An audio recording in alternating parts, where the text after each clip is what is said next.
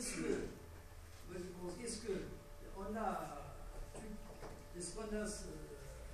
mis en place à Tafraout, par exemple, toutes les conditions nécessaires pour une vie,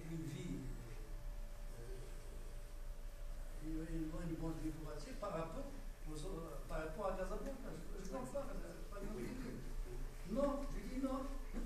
Il y a un certain nombre de lacunes. L'État n'a pas assumé toutes ses missions dans cette région.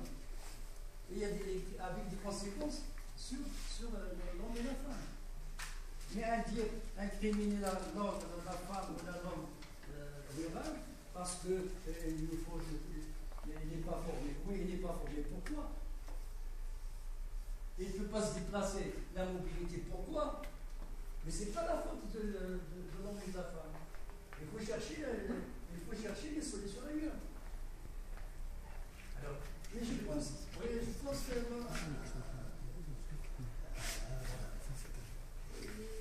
vraiment, il faut être courageux pour s'attaquer à des problèmes. À l'origine des problèmes. Alors, excusez-moi, je vais quand même répondre, parce que vous avez interpellé sur le fond même, le fondement même de notre travail sociologique ou économique. Hein. Ici, on n'a jamais fait de comparaison. On ne compare pas, parce que les réalités, évidemment, sont différentes, et comparer, c'est se tromper, même au niveau intellectuel. Ce qu'on a essayé de faire, c'est de mettre en avant ce qui s'est dit par rapport à la rencontre qu'on a eue avec 30 personnes. Alors, évidemment, je suis d'accord encore avec vous, je l'ai précisé, que c'est un petit échantillon. Ce n'est pas les 4 000 ou les 5 000 personnes qui habitent Tafraout ou plus, ou 14 000, je ne me rappelle pas du nombre d'habitants. Donc, ce n'est pas tous les habitants qu'on a rencontrés. On a rencontré 30 personnes, et dans ces 30 personnes, il y a des femmes, et ces femmes-là ont exprimé des choses. Alors, ce que vous avez dit est aussi important, parce que les gens l'ont dit. Les gens qu'on a rencontrés ont dit qu'il y a un problème de l'État, il y a un problème du ministre, qui n'arrive pas, au niveau des enseignants, des directeurs, on n'arrive même pas à manipuler les horaires pour permettre à nos élèves de ne pas faire des trajets comme ça, revenir. Donc, les gens l'ont dit, vous l'avez dit. C'est pour cela que dans toutes nos analyses, nous, évidemment,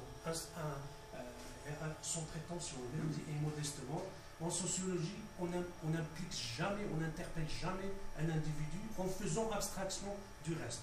Là, ça, on ne peut pas le faire, là, même en termes de méthode ou d'approche, parce que notre discipline l'interdit. Et donc, on a dit sociétal, institutionnel, relationnel, individuel. L'individuel n'est qu'un élément d'un puzzle qui est complexe, qui est compliqué, et que dans ce puzzle, on peut agir parfois difficilement. Parce que les aînés, même s'ils veulent tout faire, ils dépendent aussi de ça. Ils dépendent aussi de ça. Et donc, il y a la complexité. N'empêche que, vous allez voir les expériences qu'on va vous présenter, l'individu peut faire bouger les choses en termes associatifs, réflexion, accompagnement. Tout ça, il peut le faire en interpellant les élus, puisqu'on travaille avec des élus. C'est cette combinaison-là que nous, on dit que c'est possible. L'individu a une marge de manœuvre petite, effectivement, mais qui peut apporter quelque chose. Et dans les projets qu'on va vous proposer, c'est des individus qui font ces actions-là, qui sont nobles.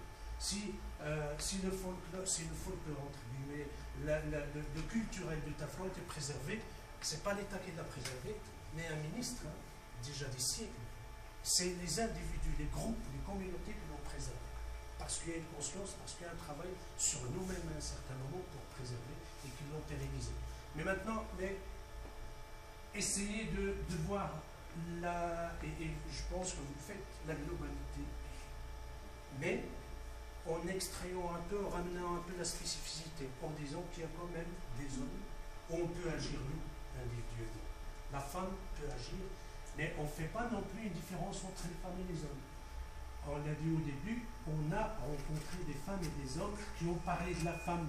Parce que, en fait, on allait parler, je pense que vous n'étiez pas là, monsieur, on allait parler de beaucoup de choses. Mais après, on a fait le choix de parler de deux choses, du bus et de la femme. C'était le choix de 30 participants. On avait avec l'enjeu, essayons de voir c'est quoi le problème et c'est quoi les solutions. Et à partir de là, nous, on s'engage à faire des recommandations. Ben, elles peuvent être absurdes, évidemment. C'est pour cela qu'on va les croiser avec vous. C'est pour cela qu'on ne les a pas explorés de manière précise. On les a juste mis comme thématique. Création des espaces. Alors ça pose le problème de comment le créer. Est-ce que c'est possible de le créer? Est-ce qu'il y a moyen de le créer? Qui porte ce projet-là? Comment le faire? Quelle méthode employer pour faire participer les gens? Tous ces problèmes-là vont se poser, évidemment. Mais ça, évidemment, on va travailler avec vous si on suit le projet avec vous. Évidemment, vous pouvez aussi dire ça ne nous intéresse pas. Eh bien, on laisse tomber. Donc, voilà. Moi, je crois que la femme n'est pas terrorisée, mais bientôt qu'elle est marginalisée ou bien maltraitée. C'est pour cela que vous avez dit qu'on veut faire des formations ou bien l'accompagnement des femmes. Comment vous allez faire ce accompagnement ou bien quelle est peut-être l'organisation, quelle est la démarche pour organiser ces femmes et comment vous pouvez les développer? Mais on va laisser les projets qu'on vous propose de parler. Après, on répondra. Mais vous avez un outil formidable. Une agence de développement chez nous, en tout cas, en Europe, une agence de développement social, ça fait des miracles parfois. Mais il y a un travail avec vous, évidemment. Mais nous, on peut vous dire comment nous, on fait là-bas. Parce que les réalités sont différentes. Et moi, je ne vis pas ici, mais je peux travailler avec des gens, on peut tous travailler avec des gens qui peuvent porter ça. Mais pour répondre à votre question, il faut vraiment explorer beaucoup de choses. Le tissu institutionnel, le tissu associatif, qu'est-ce qui existe, qu'est-ce qui n'existe pas, comment ça se fait, par exemple le bus. Le bus qui a posé des questions, là, on aurait pu éviter certains problèmes. Là, je suis sûr, on aurait pu éviter certains problèmes en posant, par exemple, un bon diagnostic. On fait beaucoup de diagnostics, la femme, les faiblesses, l'opportunité, qui est une grille qui est utilisée partout. En posant un bon diagnostic, on peut éviter les problèmes. Ça suffit de raisonner autour de hasard, c'est le hasard qui fait les choses. Le hasard, il ne fait rien du tout. Si on ne plonge pas de manière scientifique, et prendre le temps. Prendre le temps pour dire, voilà, moi j'interroge les femmes. On va mettre en place un bus, c'est quoi les problèmes qui vont se poser? Est-ce que vous êtes d'accord? Comment? On interroge les enfants, on interroge les professeurs, on prend le temps. On ne le fait pas comme ça. Mais si on le fait par bonne volonté et qu'il y a des situations problèmes, il faut les évaluer et essayer d'apporter des solutions. Il ne faut pas laisser, sinon on va vers quelque chose qui va disparaître, une expérience qui va nous marquer de manière négative. Mais ce que je vous propose, il y a encore une autre question? Oui, monsieur.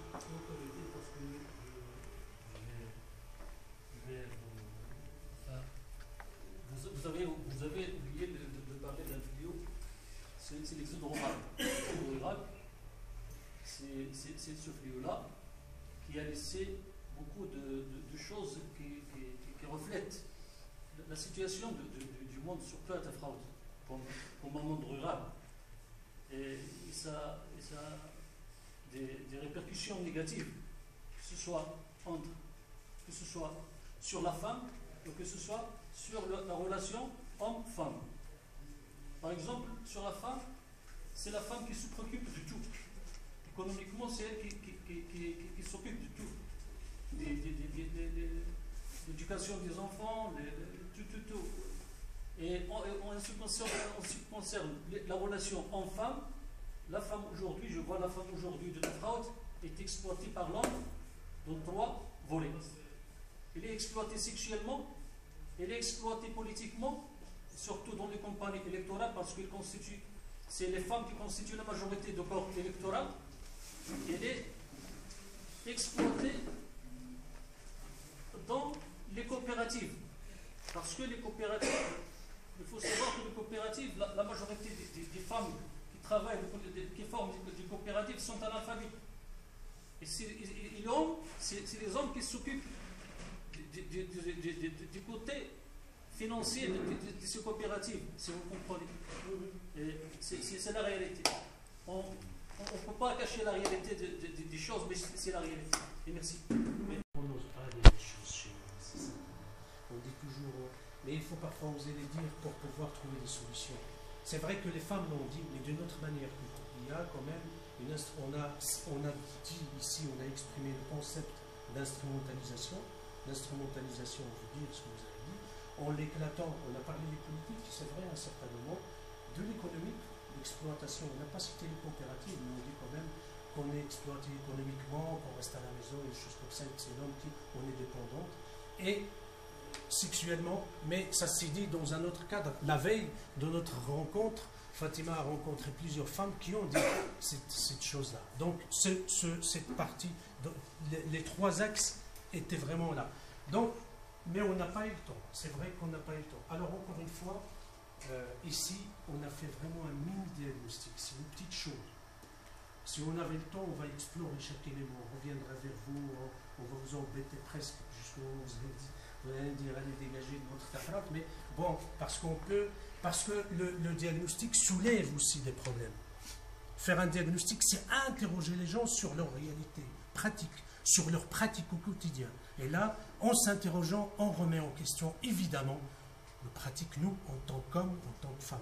Mais bon, mais merci pour la réflexion, mais il faut l'explorer, on ne l'a pas fait, évidemment, mais on peut le faire, parce que c'est un peu notre métier, mais on n'a pas su le faire. Alors, ce que je vous demanderai, c'est d'écouter les trois expériences qui vont vous rappeler sûrement. Il se passe chaque fois dans un pays différent.